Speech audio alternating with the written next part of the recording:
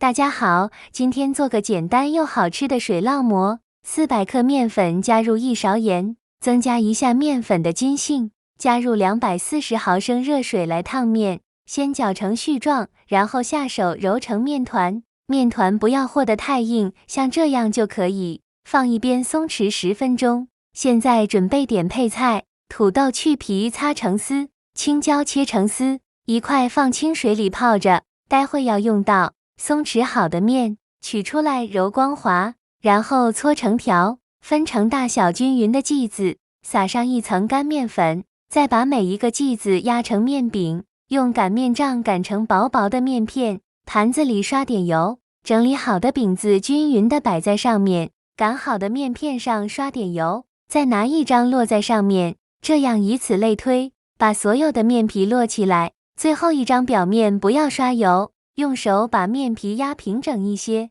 开水放进蒸锅，大火蒸10分钟。利用蒸饼子的时间，咱们把土豆丝和青椒处理一下。开水下锅焯水1分钟就可以，然后捞出来过一下凉水，沥干水分以后放入大碗里，一点白糖，适量的盐，加入1勺白醋，少来点香油增香。给孩子吃就不放干辣椒了。烧至冒烟的花椒油浇在上面，现在饼子已经蒸好了，取出来先放凉，然后一张一张的揭开，这样做的饼子像纸一样薄，既柔软又劲道。用热水和面，做出来的饼子放凉了也不会发硬，卷上自己喜欢的菜，一顿吃个4、5张很轻松。饼子可以一次多做一些，拿来炒一下也特别好吃。喜欢的朋友可以先收藏起来。谢谢大家。